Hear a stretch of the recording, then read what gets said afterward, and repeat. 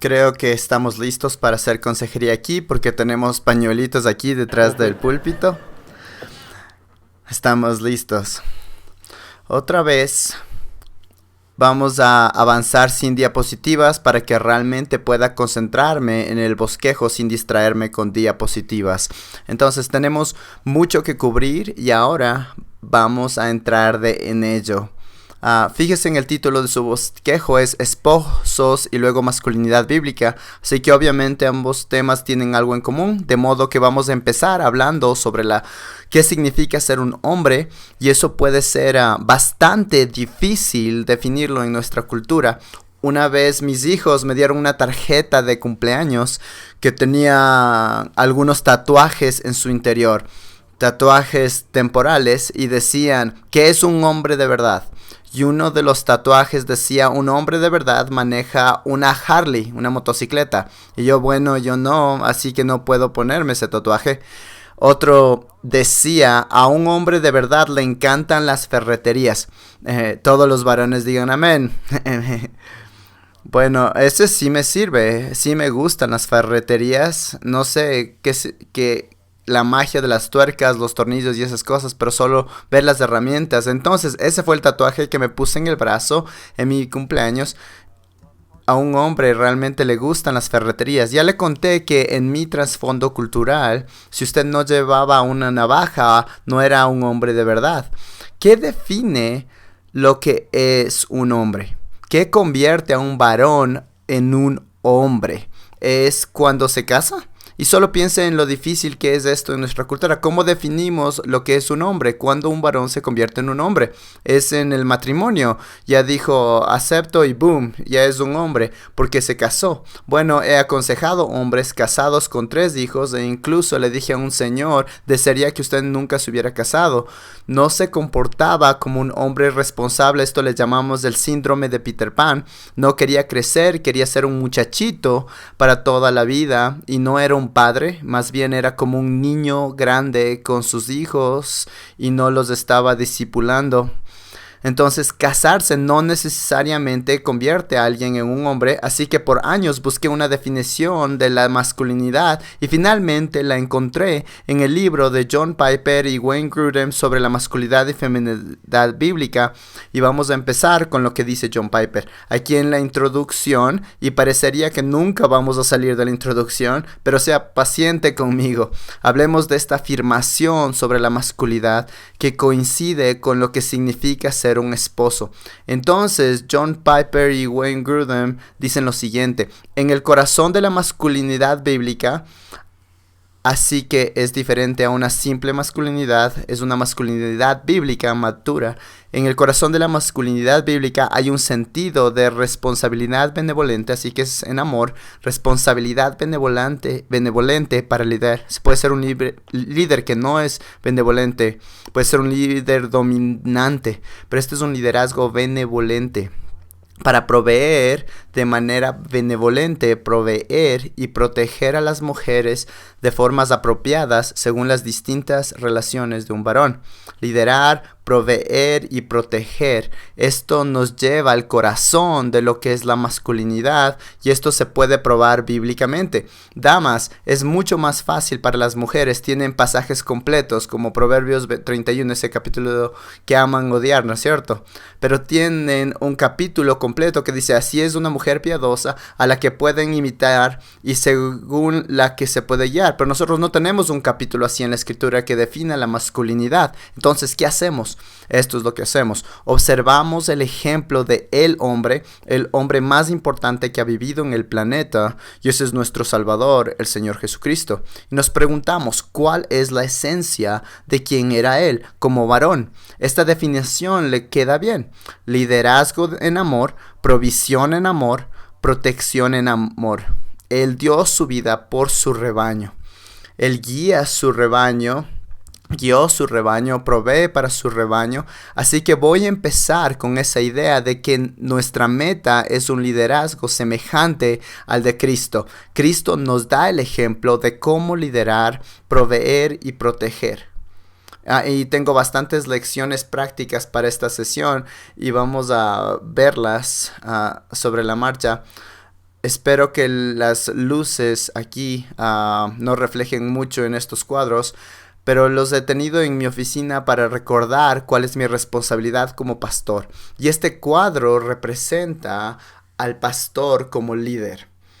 Le muestro el siguiente. Este representa al pastor como protector. Y el siguiente representa al pastor como alguien que se preocupa por el rebaño. Y he tenido estos cuadros por años en mi oficina solo para recordar mi responsabilidad, tanto en la iglesia como en la casa. Y quiero regresar a esto después, pero permítame hacerle un comentario sobre el pastoreo. ¿No cree que lograríamos bastante si pudiéramos arraigar en los varones a los que discipulamos la idea de que en realidad esto se trata de pastorear? Les enseñamos a nuestros hombres que sean los pastores de su rebaño en su hogar. Quiero enseñarles a los hombres a los que mentoreo que sean pastores en sus hogares. Soy el líder del ministerio de varones de nuestra iglesia, Crown Valley Community Church, y una de nuestras metas en la iglesia es que todo varón pueda calificar para ser obispo. Pastor, esta es una de las ambiciones que nos pusimos como meta para el ministerio de varones de nuestra iglesia. Nuestro objetivo es primero en Timoteo 3, que todo varón pueda satisfacer los requerimientos de un obispo, que todo hombre tenga los rasgos del carácter que lo capaciten para ser un obispo, un pastor, y que aprendan a ser pastor de su hogar. Veamos por un momento estos rasgos para reflexionar un poco más detalladamente.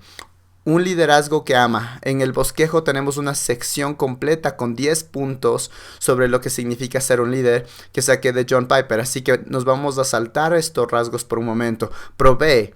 Su provisión, tanto como pastor y en el hogar, es algo que se refuerza en la Biblia. Es la idea de que el hombre en el hogar debe ser el principal proveedor de la familia.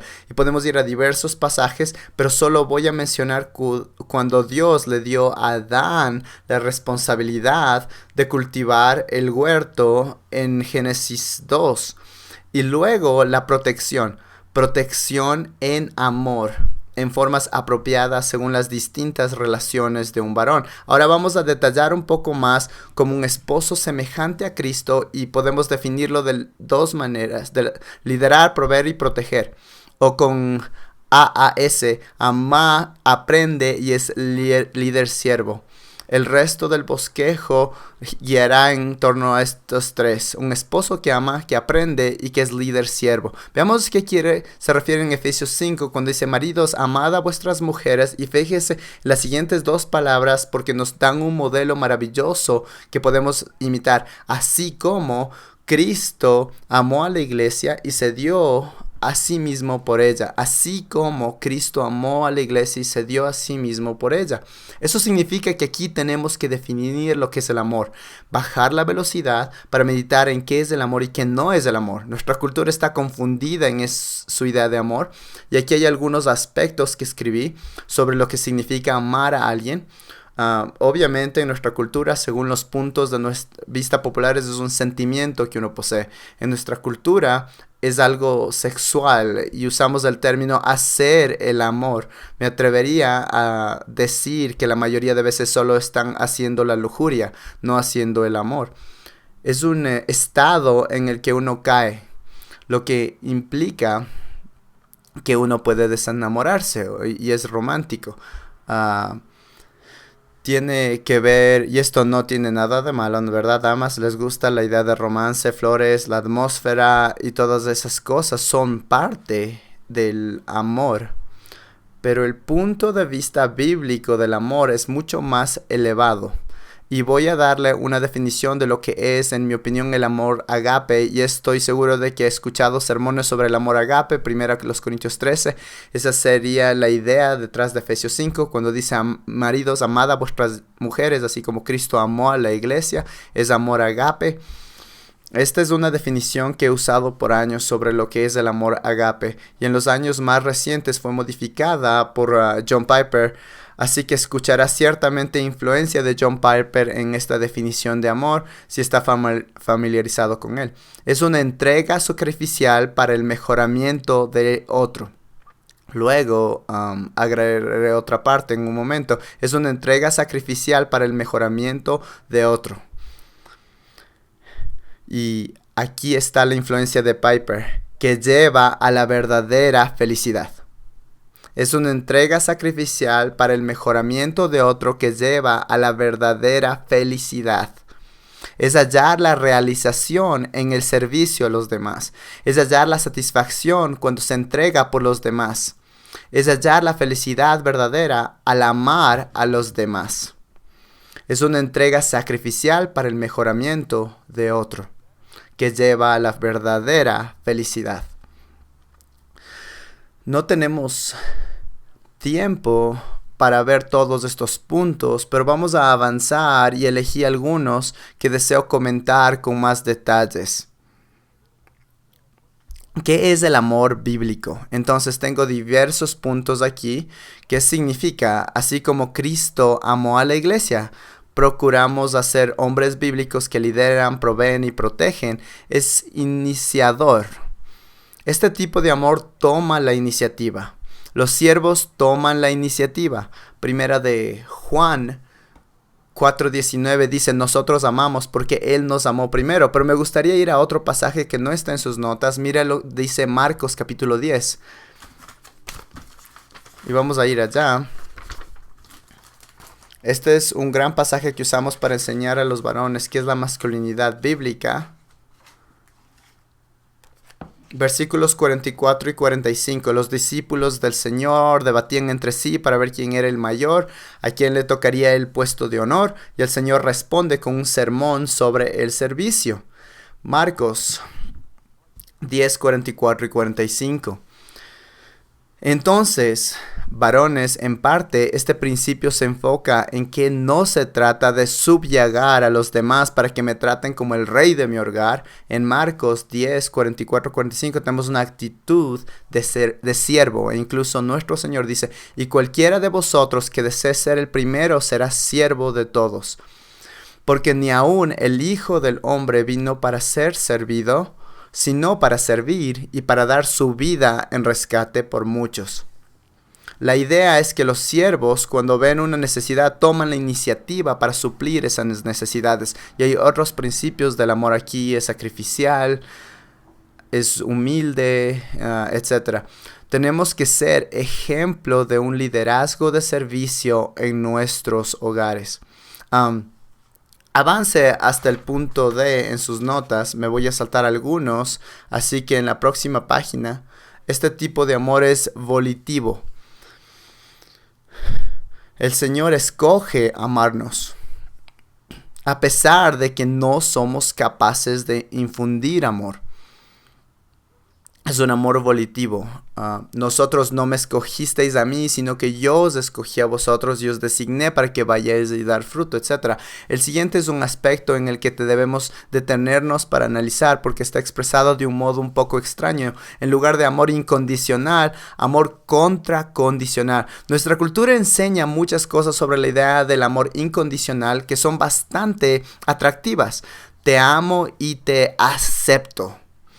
Pero parte del problema que tengo con la idea del amor incondicional en lugar de contracondicional, y ya voy a explicar en un momento qué quiero decir con contracondicional, pero el amor incondicional tradicionalmente también enseña que solo tienes que aceptarme tal como soy y no me presiones para que yo cambie. Si a eso nos referimos con el amor incondicional, ese no es un punto de vista bíblico sobre el amor.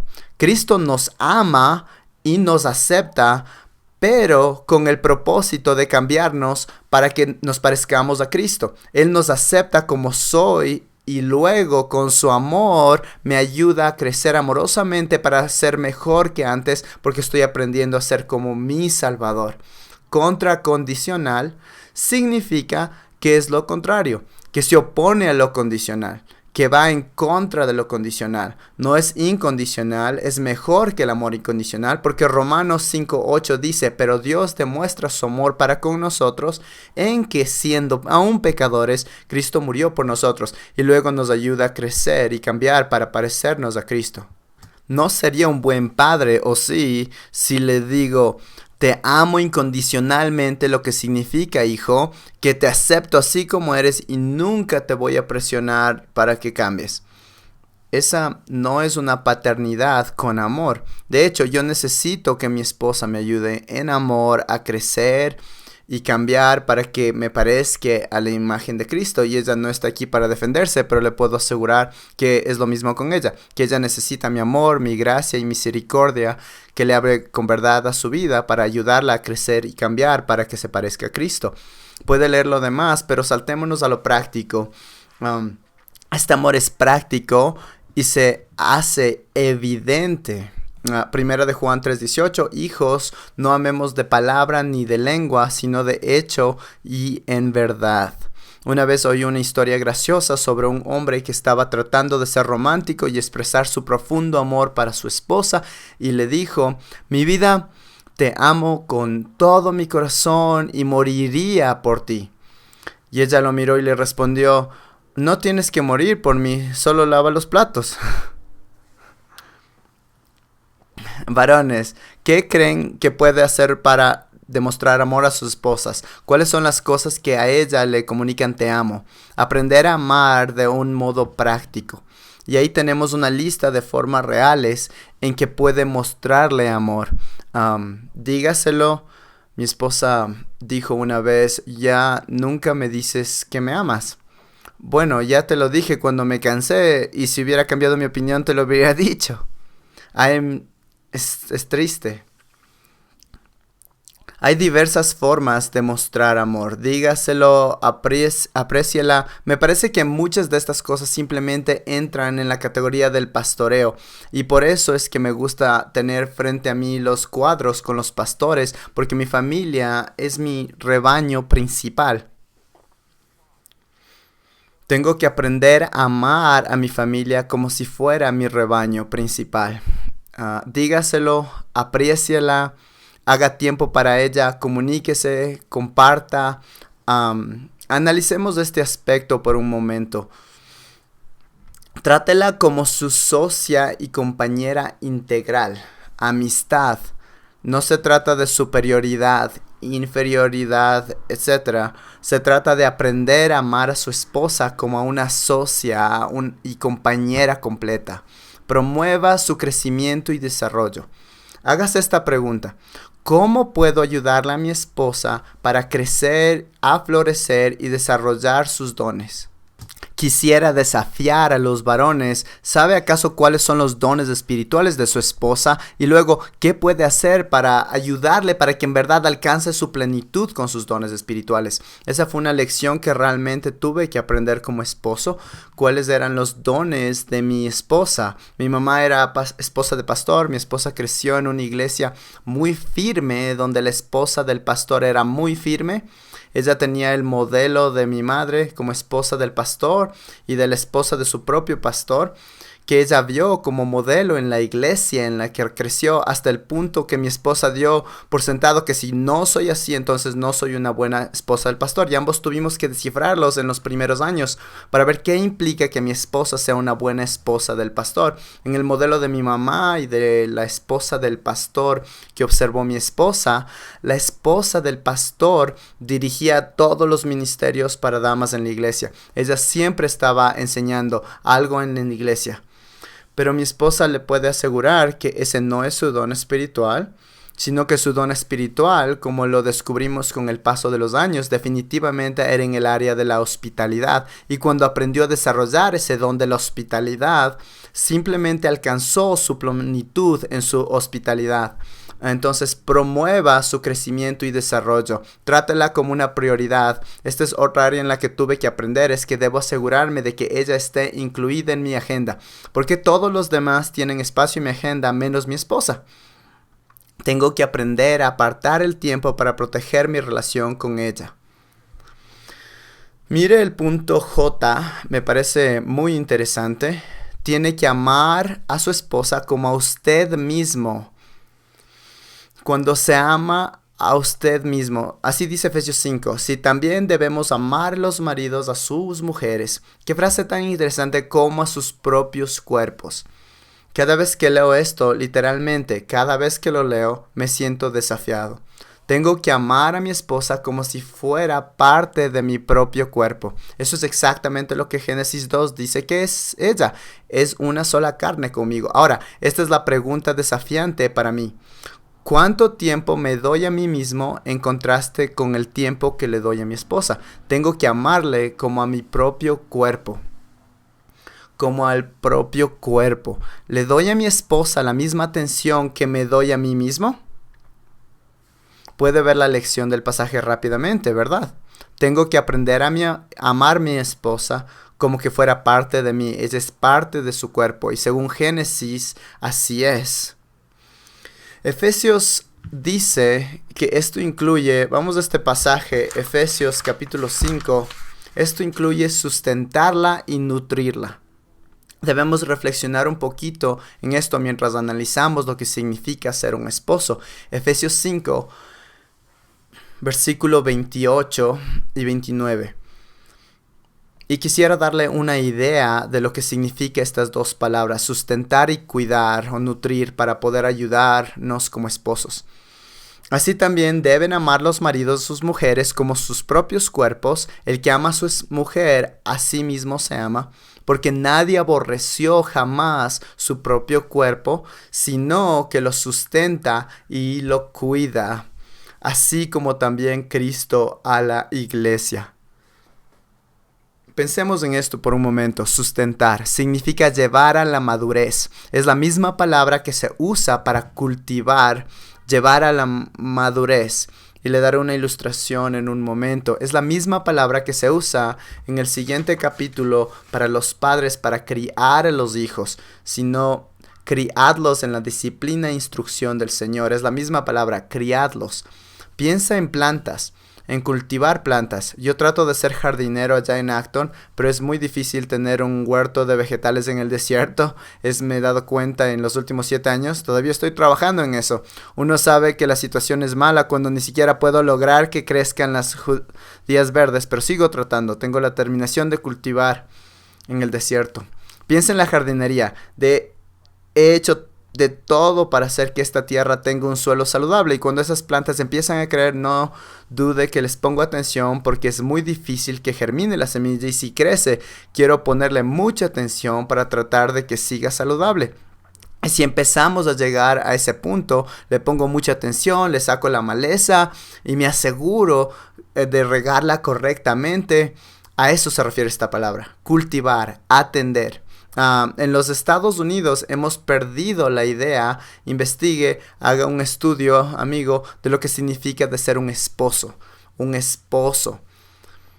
Ahora no quiero que nuestra mente se desvíe hacia la instrucción, pero es muy natural pensar en alguien que va a la escuela para estudiar la cría de animales, donde uno aprende a cuidar y sustentar un rebaño. Realmente hemos perdido la idea de lo que realmente significa ser un esposo. Y luego cuidar. Nos es difícil explicar esta palabra. El cuidar significa abrazar. Gracias, damas. Significa calentar, sustentar y cuidar. Entonces, esposos, ¿qué es lo que debemos hacer? Tenemos que sustentar y cuidar a nuestras esposas. Y es increíble pensar en esto, así como también Cristo a la iglesia. Esto incluye sustentarla y cuidarla. Esto nos lleva al segundo punto.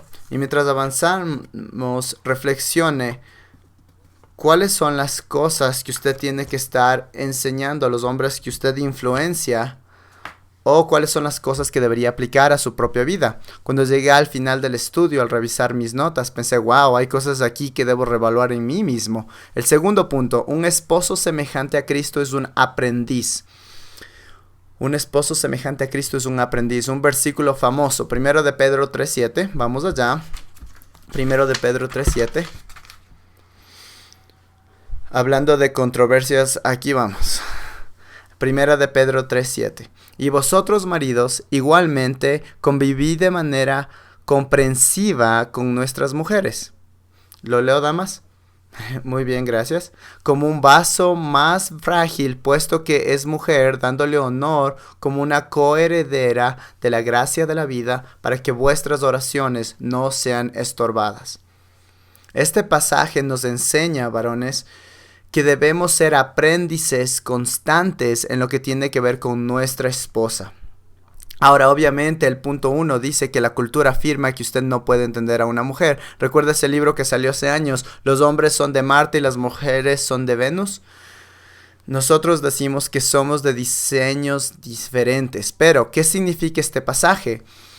Y vosotros, maridos, igualmente convivid de manera comprensiva con nuestras mujeres como un vaso frágil. Traje otra ilustración, otra ayuda visual. Traje conmigo un barco. Este es mi barco. Y también para la ilustración, este también será otro vaso. Así que tenemos barco y mi vaso. ¿Qué significa ser un vaso más frágil? Me gustaría presentar y argumentar que la idea del vaso más frágil no significa inferior. Este barco me lo hizo un hombre de nuestra iglesia cuando era pastor en Michigan. Cuando salí de la iglesia, él estaba jubilado y este era uno de sus pasatiempos. Incluso construyó un portaaviones de 2 metros de largo que era totalmente operativo con ascensores y este hombre tenía mucho tiempo. Él construyó este barco con unos planos, consiguió los planos de un barco de verdad llamado el Fair American. Era un barco de la guerra revolucionaria. Puede investigar su historia, las batallas en las que participó durante la guerra de la independencia. Lo construyó desde abajo hacia arriba, desde los planos, fue clavado a mano. Las planchas aquí, puede verlo más adelante, tiene clavos manuales, el cordaje fue hecho a mano. En realidad es muy valioso y trato de ser muy cuidadoso con él y de protegerlo porque es frágil. Es solo un barco, pero en verdad es muy valioso. Más frágil no necesariamente quiere decir inferior. De hecho, puede ser algo superior en valor. Y varones, así es como pienso, nosotros somos así, como estos, somos como vasos. Pero las damas son así. Deben ser tratadas con todo cuidado y respeto, tal como Dios las diseñó. Entonces, el vaso más frágil en 1 de Pedro 3:7 no significa inferior de ninguna manera, damas. Se supone que deberían aplaudir cuando dije eso. Gracias. Más frágil no significa inferior. ¿Qué significa que un esposo debe convivir con su esposa de manera comprensiva? Obviamente que... Permítame leer una frase sobre el vaso más frágil. No quiero saltarme esto. Un comentarista dijo lo siguiente acerca de esta frase. Es mostrarle respeto a una mujer como se lo hace con un jarrón valioso. Entonces la Biblia nos manda a convivir con nuestra esposa de manera comprensiva. Eso requiere tiempo, obviamente. Una de las lecciones más importantes que he tenido que aprender en la vida, no solo con mi esposa, sino con la vida en general, es que no todos procesan la vida del mismo modo que yo. Gracias al Señor por eso. Tendríamos un montón de pensadores analíticos sueltos por todos lados y eso nos volvería locos a todos. Bueno, no a mí, pero al resto sí. Mi cerebro, la forma en que pienso sobre la vida es que la analizo en todas sus partes y me fijo en los detalles. Le agradezco a Dios por eso porque me ayuda a pensar en los detalles de un texto bíblico. Pero cuando se trata de otras cosas, a veces puedo pensar demasiado en los detalles. Pregúntele a mi esposa. Fue muy útil para mí al tratar de aprender sobre mi esposa, darme cuenta de que ella piensa diferente que yo. Su cerebro procesa la vida de modo distinto a como la procesa mi cerebro. Lo digo por si sirve de algo. Solo para ayudarle a ser paciente con otras personas y aprenda a convivir con su esposa de manera comprensiva. Aprenda a tratar de entender cómo piensa, sus dones únicos, su personalidad única, etc. En el punto B, número 2, estudie continuamente a su esposa. Ya voy por 31 años de matrimonio y todavía estoy aprendiendo cosas de mi esposa. Creo que es parte de la bendición En lugar de permitir que eso se convierta en una frustración, puede ser una gran bendición que uno nunca termina de conocer quién es esta persona. Parte del ministerio singular del matrimonio es que siguen creciendo continuamente, que continuamente se comprenden el uno al otro. El número 2 dice que el resultado de hacer esto es para que vuestras oraciones no sean estorbadas. A través de los años en mi matrimonio, esa frasecita ha sido de mucha motivación para la resolución de conflictos. Tengo que tratar con respeto a mi esposa porque tomo en serio mi caminar con el Señor. Y si no la respeto, no la trato como debo tratarla, el Señor dice que mis oraciones pueden ser estorbadas. ¿Qué hay detrás de esto? Teológicamente, piense por un momento en lo que hay detrás. Eso me dice que nuestro Dios es un Dios extremadamente relacional. A Él le importa tanto la forma en que nos tratamos mutuamente que si nuestra relación mutua no está como debería, nuestra relación con Él tampoco estaría como debería. Otro versículo que refuerza esta idea se encuentra en Mateo capítulo 5, cuando dice que si usted va a poner su ofrenda en el altar y se da cuenta de que su hermano tiene algo en contra suyo, deje su ofrenda en el altar, vaya a reconciliarse con su hermano, entonces regrese para dar su ofrenda. Eso me dice que nuestro Dios es un ser extremadamente relacional y le importan nuestras relaciones mutuas. No quiero que mis oraciones sean estorbadas, así que constantemente debo trabajar en mi actitud y mi relación con mi esposa. El efecto de esto, el problema de su esposa es también su problema. Si es importante para ella, debe ser importante para usted. Ahora, en este punto sería bueno presentar esta idea y algunas damas se sientan aquí y algunas de nuestras aconsejadas podrían decir, simplemente no me siento cómoda para compartir. No es seguro hablar en nuestro hogar. Obviamente es vital conversar sobre por qué no es seguro hablar. ¿Qué hay en el ambiente de nuestros hogares que no sea seguro hablar? Entonces, si hablar no es seguro, de lo primero que hay que hablar es sobre por qué no es seguro de hablar. Es el primer paso. Es algo muy estratégico. ¿Qué podemos hacer para crear un ambiente seguro para que ambos podamos compartir lo que está ocurriendo en nuestras vidas? Lo que hago con mis aconsejados y lo hago con mi esposa de vez en cuando, especialmente con los aconsejados, hago la pregunta: ¿estoy haciendo algo que le haga sentir inseguro para que pueda hablar libremente conmigo como consejero? Y esto fue lo que una persona me dijo: siento que usted es la policía teológica.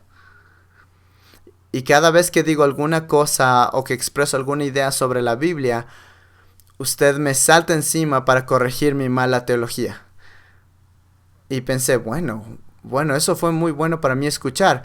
¿Cómo puedo trabajar en esto como consejero de modo que mi consejero se sienta seguro para hablar y sin embargo desarrollar un tipo de relación con esa persona como ahora para poder hablar verdad en amor después con esa persona? Me parece que también sería importante que esposos y esposas conversen de esto. ¿Estoy haciendo algo que te hace sentir insegura para que puedas hablar conmigo? El último punto: un esposo semejante a Cristo es un líder siervo. El esposo semejante a Cristo es un líder siervo. Me gustaría volver al pasaje de Marcos 10, donde empezamos. Así que volvamos a Marcos 10. En sus notas tiene Mateo 20, es un pasaje paralelo, pero me gusta más el texto de Marcos 10. Y luego en las notas tenemos algunas de las implicaciones de ser un líder siervo. Entonces, ¿qué hemos visto hasta ahora? Ama como Cristo, es un aprendiz y un líder siervo. La esencia de la masculinidad bíblica es el liderazgo, liderar en amor, proveer en amor y proteger en amor. En esencia es la idea de ser un pastor. Su familia es su rebaño y usted pastorea su rebaño. Un líder siervo. Voy a empezar leyendo desde el versículo 40. Solo para meternos un poquito en el contexto, el Señor le responde a sus discípulos que están peleando por la posición de autoridad Pero el que os sentéis a mi derecha o a mi izquierda no es mío al concederlo, sino que es para quienes ha sido preparado. Al oír esto, los 10 comenzaron a indignarse contra Jacobo y Juan, y llamándolos juntos así, Jesús les dijo: ¿Sabéis que los que son reconocidos como gobernantes de los gentiles se enseñorean de ellos? Entonces, el liderazgo impío tiene que ver con enseñorarse, tiene que ver con el dominio, y que sus grandes ejerces autoridad sobre ellos. Varones, esto también tenemos que enseñar a los hombres a los que estamos mentoreando. Hay una diferencia entre tener autoridad y ser autoritario. Muchos hombres pueden ser dominantes, autoritarios, versículo 43, pero entre vosotros no es así, sino que cualquiera de vosotros que desee llegar a ser grande será vuestro servidor, cualquiera de vosotros que desee ser el primero será siervo de todos, porque ni aun el Hijo del Hombre vino para ser servido, sino para servir y para dar su vida en rescate por muchos. Número del 1 al 4 bajo la idea de la dictadura. La idea es, estamos tratando de capturar la idea de que estas no son cosas que yo exijo. Si la esposa quiere hacer estas cosas, obviamente va a querer seguir el liderazgo de su esposo. Ella va a querer hacer de su hogar un lugar agradable para vivir. Ella querrá oír las opiniones de su esposo con preferencia, pero no debo ser un líder dominante en mi hogar, ni forzar estas cosas en las personas a las que trato de liderar. No significa tomar todas las decisiones. Puede leer todos los subpuntos que están ahí. Obviamente no significa que seguirá a su esposa. Alguien tiene que ser el líder en el hogar. Y mire lo que dice el punto C. Número 1, bajo sigue a su esposa. Este es otro pasaje controversial que dice así: pero quiero que sepáis que la cabeza de todo hombre es Cristo, y la cabeza de la mujer es el hombre, y la cabeza de Cristo es Dios. Ese es un pasaje realmente controversial, pues el hombre no debe cubrirse la cabeza, ya que es la imagen y gloria de Dios, pero la mujer es la gloria del hombre, porque el hombre no procede de la mujer, sino la mujer del hombre, pues en verdad el hombre no fue creado a causa de la mujer, sino la mujer a causa del hombre. Quería leerlo para volver a enfatizar que no se trata de superioridad ni inferioridad, sino de funciones en el hogar. Y si tiene más preguntas, por favor, consigue el libro de John Piper sobre la masculinidad y feminidad. ¿Qué sí es un liderazgo piadoso? Ahora, en lugar de leer estos puntos, lo que voy a hacer es irme a los 10 puntos que John Piper comparte sobre qué significa ser un líder según la Biblia. Y estos provienen de su libro sobre masculinidad y feminidad bíblica. Hay varios recursos que pueden ver en sus notas.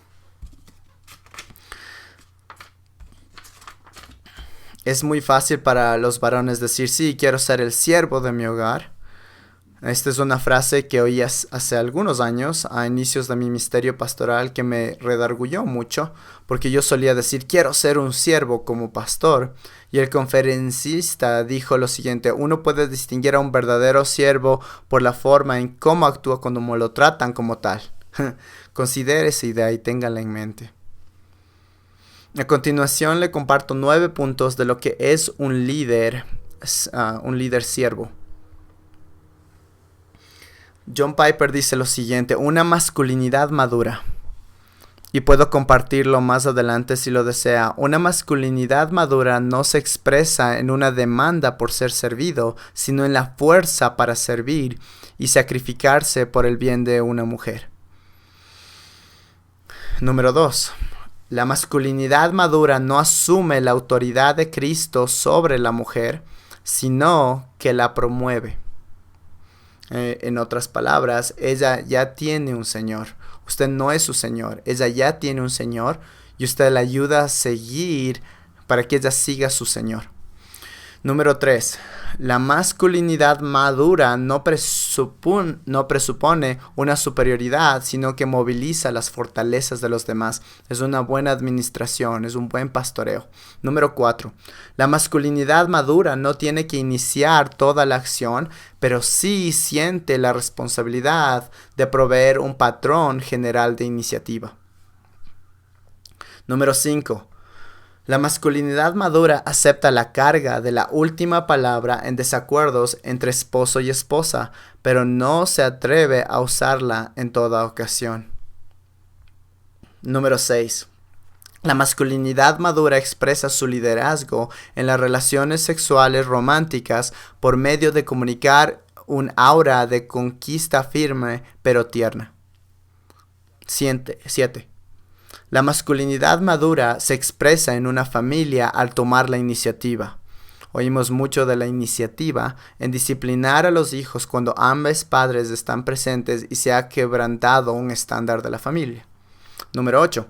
La masculinidad madura es sensible a las expresiones culturales de masculinidad y se adapta a ellas cuando no hay pecado involucrado, con el fin de comunicarle a su mujer que al hombre le gustaría identificarse no de manera agresiva ni pervertida, sino con madurez y dignidad como un hombre.